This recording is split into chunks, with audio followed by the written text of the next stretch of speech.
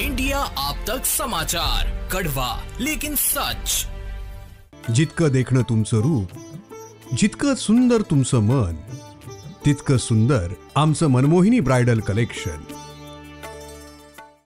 उत्तर प्रदेश की योगी आदित्यनाथ सरकार ने प्रयागराज के गंगा, यमुना और सरस्वती के तट पर लगने वाले महाकुंभ 2025 में 4 गिनीज वर्ल्ड रिकॉर्ड बनाने का लक्ष्य तय किया है। इन रिकॉर्ड्स में सबसे बड़ा समन्वित सफाई अभियान, सबसे बड़ी ई वाहन परेड, 8 घंटे में सबसे ज्यादा हैंडप्रिंट पेंटिंग और सबसे बड़ा नदी सफाई अभियान शामिल है। Guinness book of world records के दिशा निर्देशों के अनुसार प्रयागराज मेला प्राधिकरण और राज्य सरकार विशेष टीम का गठन करेगी। यह टीम रिकॉर्ड बनाने के लिए सभी आवश्यक प्रक्रियाओं की निगरानी करेगी। सबसे बड़ा समन्वित सफाई अभियान, जिसमें 15,000 प्रतिभागी एक साथ स्वच्छता अभियान में भाग लेंगे। यह प्रयास पर्यावरण संरक्षण के महत्व को रेखांकित करेगा। दूसरे रिकॉर्ड में सबसे बड़ी ई वाहन परेड का प्रदर्शन किया जाएगा, जिसमें 1000 ई रिक्शा और ई वाहनों का जुलूस शामिल होगा, जो मेले को पर्यावरण के अनुकूल तीर्थ यात्रा में बदल देगा।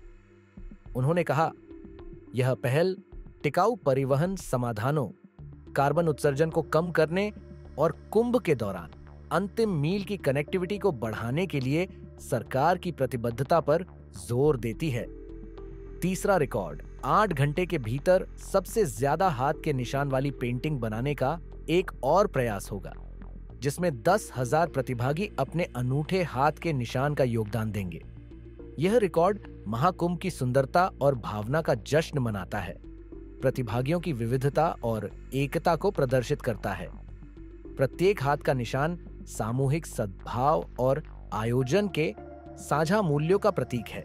चौथा रिकॉर्ड सबसे बड़ा नदी सफाई अभियान होगा, जिसमें पवित्र नदियों को साफ करने और संरक्षित करने के लिए कई स्थानों पर 300 स्वयंसेवक शामिल होंगे।